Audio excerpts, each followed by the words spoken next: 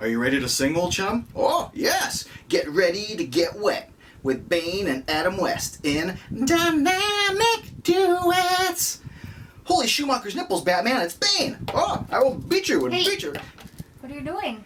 I'm playing with my Mattel 1966 Batman and Robin action figures. Oh, that's nice. Yeah. But I have something better. Your Robin just arrived. Oh, awesome! My Dick! My Dick Grayson! My Robin. Forget these. Let's review the Hot Toys Robin figure.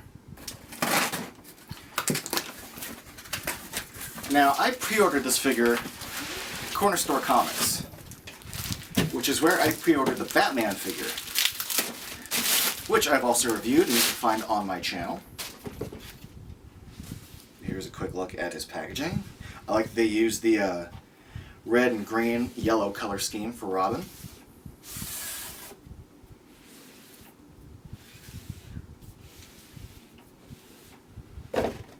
Now here's the Robin packaging compared to the Batman packaging. You can see that they've got the Batman and the Robin little R logo on the side.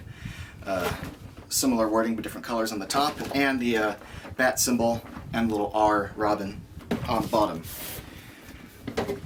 Now we'll take a look at Robin and the packaging. And just like the Batman figure, the packaging doubles as the side of a building with a window for Batman and Robin to crawl up. We'll get into that in a moment. He comes with a Batarang, his radio, bat cuffs, and 8 alternate hands on top of the 2 hands he already starts with, and a figure stand, and a rope for his Batarang to attach to.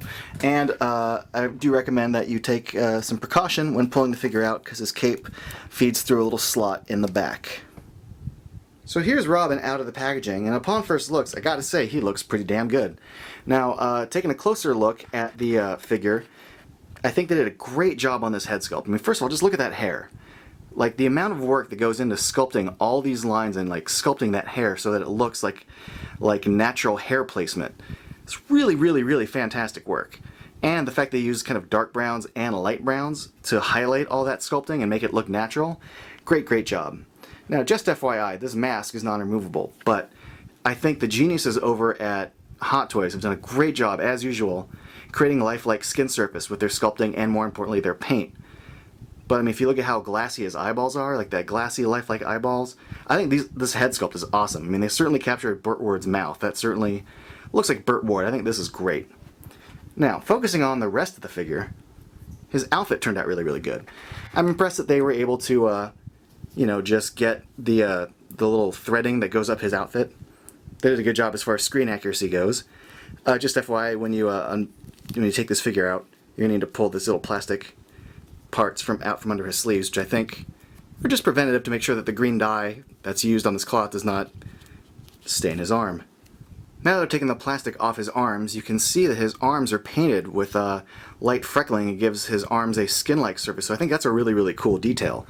But just know that his arms only have a 90-degree angle to them. They're not double jointed, they are single joint. I guess the double joint might have marred the sculpting a bit, so I think the single joint was the right way to go. Just be aware with this figure, or with the Batman figure, just make sure your nails are in good shape, because any kind of little hangnail could snag on this. It's kind of hard to see on the camera, but I do have a very a vague little loose thread here. Nothing too bad, nothing that your eyeball wouldn't see unless you're really, really looking for it. But yeah, let's focus back on the outfit here. The outfit looks great. As far as using the same color green for the shorts and the sleeves, it's a very screen accurate outfit. The only thing I would mention is that in the show and in the movie, his boots they're a shoe cover cloth, and that cloth is the same kind of material as his shorts and sleeves, and I don't think Hot Toys could make cloth shoes, so they had to go with sculpted shoes. But I like what they did with the gloves, because the gloves were a kind of darker green leather gloves. They were a different material than the rest of his outfit in the show, so I think they did a great job with that, especially compared to let's say his shoes, which have a solid green to them. His gloves have black subtle shading painted on. There's highlights that kind of accentuate that this is a darker material, so I think they did a great job with that. You can kind of see in between the grooves of his glove that there is dark shading there.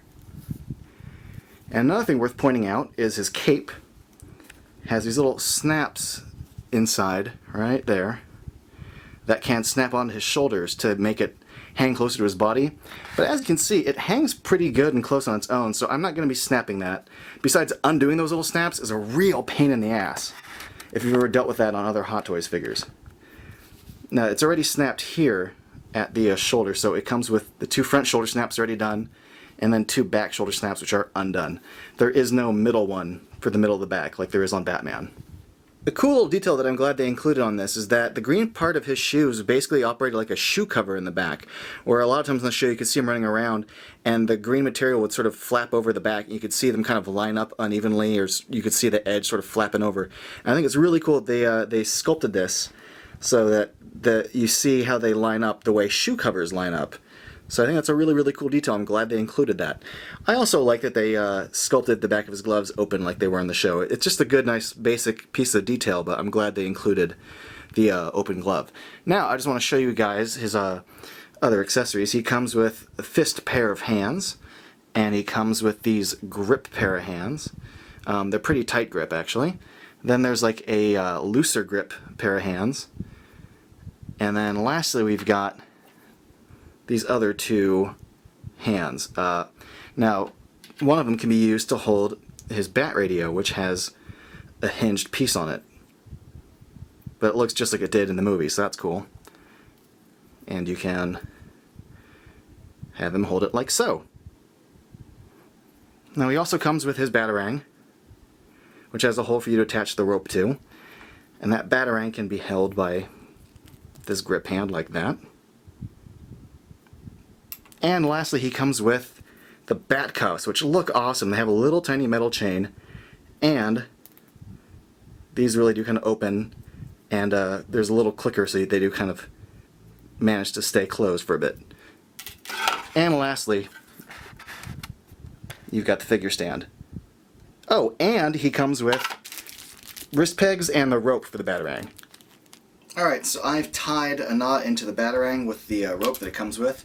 Now here's a look at the packaging and how you can bend out this part of the packaging that looks like windows. It's got a little perforated crease built into it. If you really want the windows to stick out, you have to bend them a lot because they will want to retract into their original position. But you lay the box on its side. There's a little slit right here that you can feed the Batarang into. And then you pose Robin on top of here, which we will now do.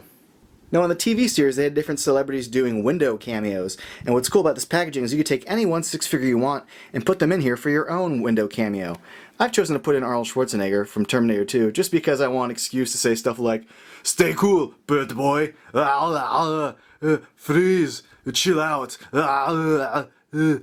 If you have both Batman and Robin, you can line up their boxes next to each other and you can recreate the 2 of them climbing up the side of a building together.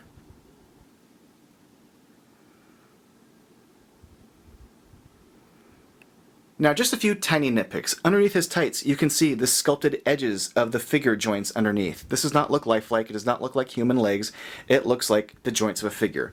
Also, the ankles have a pretty good range of motion, considering that some Hot Toys have boots on that have little to no range of motion. However, when it came to posing the figure and the crawling up the side of the building position, I wish there was a better range of motion in the ankles. That way it could offset how much I had to bend the joints at the knees and the waist. I can't get him into a full crouch position like I'd like. You can only bend him so far at the waist and so far at the knees, where the ankles would really, really help getting him in that full angle position crawling up the side of the building. Also, I do kind of wish he had double jointed elbows because I love the pose right here. It's like the classic Robin like pose. However, I wish that I could pose his arms a little closer to the chest. There is quite a bit of room here and I wish that they were just a little bit closer, but that's not that bad of a complaint in the grand scheme of things. There's a lot of really good things about this figure that I really, really dig. Overall, the outfit looks great. I really like the way they handled the texturing of the R. I think his belt looks great. The whole outfit, the cape, the collar, great job. Those tiny little nitpicks aside, I think this figure is awesome. I'm a huge Burt Ward fan. I love the classic Batman TV show. This is an awesome figure, and I'm really, really, really happy they made it. They did a great job. Thanks for watching.